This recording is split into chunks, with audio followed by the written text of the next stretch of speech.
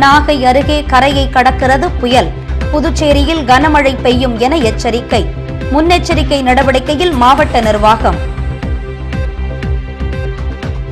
மக்கள் தொகை பதக்கம். சிறந்த முறையில் பணியாற்றிய 58 பேருக்கு கவர்னர் வழங்கி பாராட்டு.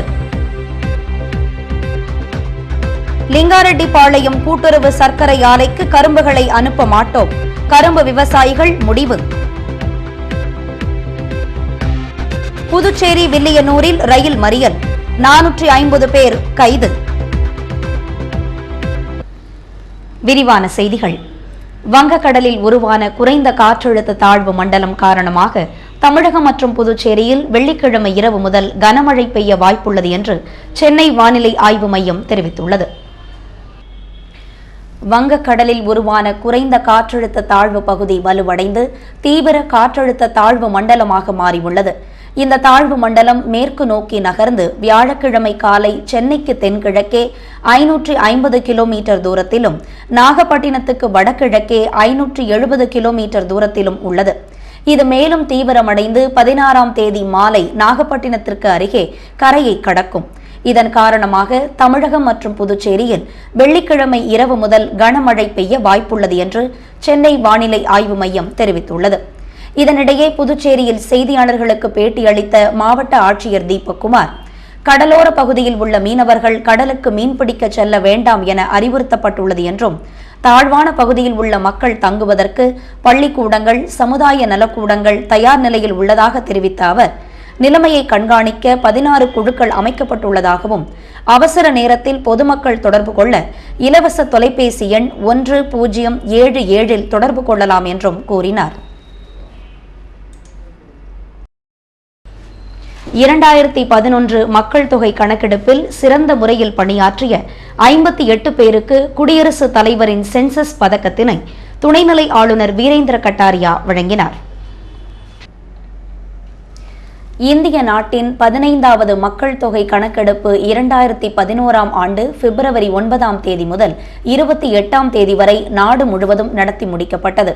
புதுச்சேரியில் 2011ஆம் ஆண்டு மக்கள் தொகை கணக்கெடுப்பிற்கு 2245 கணக்கெடுப்பாளர்கள், 380 மேற்பார்வையாளர்கள் பணியில் ஈடுபடுத்தப்பட்டனர். இந்த கணக்கெடுப்பில் சிறப்பாக பணிபுரிந்த அதிகாரிகள் மற்றும் அலுவலர்களுக்கு இந்திய குடியரசுத் தலைவரின் சென்சஸ் பதக்கமும் நற்சான்றிதழும் இந்திய பதிவாளர் ஜெனரல் மற்றும் மக்கள் தொகை கணக்கெடுப்பு ஆணையம் மூலம் வழங்கப்படுகிறது. அந்த வகையில் புதுச்சேரியில் 58 பேருக்கு இந்திய குடியரசுத் தலைவரின் பதக்கமும் நற்சான்றிதழும் ராஜ்நிவாசில் நடைபெற்ற விழாவில் வழங்கப்பட்டது. விழாவில் துணைநிலை ஆளுநர் வீரேந்திர கட்டாரியா குடியரசுத் தலைவரின் பதக்கமும் நற்சான்றிதழும் வழங்கி கௌரவித்தார். பின்னர் பேசிய அவர், இந்தியாவில் தொடர்ந்து 130 ஆண்டுகளாக எந்தவொரு தடையுமின்றி மக்கள் தொகை கணக்கெடுப்பு நடத்தப்படுகின்றது. இந்திய அரசின் திட்டங்களுக்கு பயனுள்ளதாக அமைகிறது என்றும், தேசிய மற்றும் சர்வதேச நிறுவனங்களின் ஆய்வாளர்கள், வர்த்தக நிபுணர்கள், தொழிலதிபர்கள் ஆகியோருக்கு மக்கள் தொகை கணக்கெடுப்பு பயனளிக்கிறது என்றும், தொகுதி வரையறை, இடஒதுக்கீடு போன்ற ஜனநாயக நடவடிக்கைகளுக்கு பேருதவியாக மக்கள் கணக்கெடுப்பு உள்ளது என்றும் கூறினார். விழாவில் துணைநிலை ஆளுநரின் செயலாளர் மிஸ்ரா, மக்கள் தொகை கணக்கெடுப்பு இயக்க துணை இயக்குநர் ஜெயபிரகாசம், உதவி இயக்குநர் வெங்கடேஷ் ஆகியோர் பங்கேற்றனர். நிலுவைத் தொகை வழங்கப்படாததால் புதுச்சேரி அரசின் கூட்டுறவு சர்க்கரை ஆலைக்கு கரும்புகளை அரவைக்கு அனுப்ப மாட்டோம் என்று கரும்பு விவசாயிகள் எச்சரித்துள்ளனர். புதுச்சேரி அரசுக்கு சொந்தமான கரும்பு அரவை ஆலை லிங்காரெட்டிப்பாளையம் கிராமத்தில் இயங்கி வருகிறது.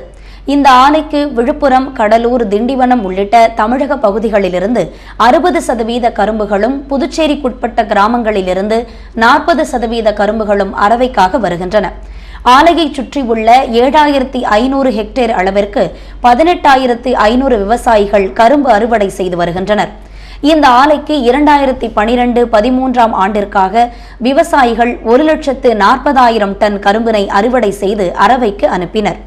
அரவைக்கு அனுப்பிய கரும்புக்கு விலை நிர்ணயிக்க முத்தரப்பு கூட்டத்தை அரசு கூட்ட வேண்டும் என பல மாதங்களாக கோரிக்கை வைத்து வருகின்றனர். அண்டை மாநிலங்களில் கரும்புக்கான தொகை அறிவிக்கப்பட்ட நிலையில் புதுச்சேரியில் இன்னும் தொகை அறிவிக்கப்படவில்லை. இதனை வலியுறுத்தியும் கரும்புக்கான நிலுவைத் தொகை வழங்க வலியுறுத்தியும் கரும்பு விவசாயிகள் பலகட்ட போராட்டங்களை நடத்தியும் அரசும் ஆலை நிர்வாகமும் இதுவரை எந்த நடவடிக்கையும் எடுக்கவில்லை. இதனால் புதுச்சேரி அரசின் கூட்டுறவு சர்க்கரை ஆலைக்கு கரும்புகளை அரவைக்கு அனுப்ப மாட்டோம் என முடிவு செய்துள்ள விவசாயிகள் தமிழக சர்க்கரை ஆலைக்கு கரும்புகளை அனுப்ப புதுச்சேரி அரசு தடையில்லா சான்றிதழை வழங்க வேண்டும் என வலியுறுத்தியுள்ளனர். இந்த சான்றிதழை வழங்க அரசு மறுத்தால் விரைவில் நீதிமன்றத்தை நாடி தமிழக ஆலைக்கு கரும்புகளை அரவைக்கு அனுப்புவோம் என்று கரும்பு விவசாயிகள் சங்க தலைவர் செந்தில்குமரன் தெரிவித்துள்ளார்.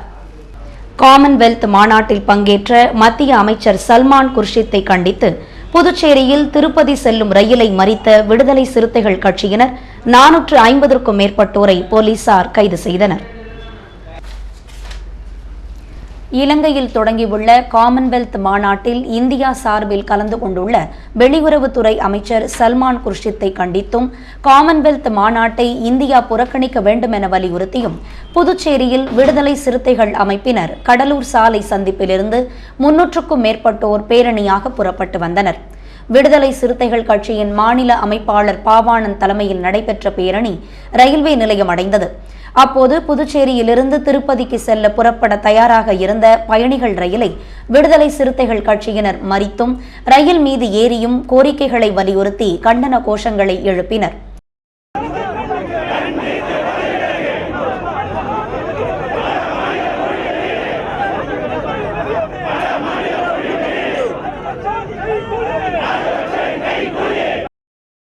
இதனையடுத்து ரயில் மறியலில் ஈடுபட்ட விடுதலை சிறுத்தைகள் கட்சியினர் 300க்கும் மேற்பட்டோரை போலீசார் கைது செய்தனர். இதேபோல் வில்லியனூரில் சென்னை புறப்பட்டு சென்ற ரயிலை மறித்து போராட்டத்தில் ஈடுபட்ட விடுதலை சிறுத்தைகள் கட்சியினர் 150 பேரை போலீசார் கைது செய்தனர். காரைக்காலில் திருநள்ளாறு ஸ்ரீ தர்பாரண்யேஸ்வர சுவாமி தேவஸ்தானத்தில் தங்கத்தேர் செய்யும் பணிகள் துவக்க விழா நடைபெற்றது. காரைக்காலை அடுத்த திருநள்ளாறில் அமைந்துள்ள உலக பிரசித்தி பெற்ற ஸ்ரீ தர்பாரணேஸ்வரர் சுவாமி தேவஸ்தானம் ஸ்ரீ சனி பகவான் ஆலயத்தில் கணபதி, சுப்பிரமணியர், சண்டிகேஸ்வரருக்கு மரத்தாலான தேர்கள் செய்ய பக்தர்கள் கேட்டுக்கொண்டதற்கிணங்க 68 லட்சம் ரூபாய் மதிப்பீட்டில் 3 தேர்கள் செய்யவும் பக்தர்களின் நன்கொடைகள் மூலம் ஸ்ரீ சனி பகவானுக்கு 3.8 கோடி ரூபாய் செலவில் தங்கத்தேர் ஒன்று செய்யவும் ஆலய நிர்வாகம் முடிவு செய்து அதற்கான துவக்க பணிகள் நடைபெற்றது. திருநள்ளாறு ஸ்ரீ சம்பந்தர் பூங்காவில் நடைபெற்ற சிறப்பு பூஜைகள் மற்றும் தேர்களுக்கான துவக்க பணிகளை சட்டமன்ற உறுப்பினர் PR சிவா துவக்கி வைத்தார்.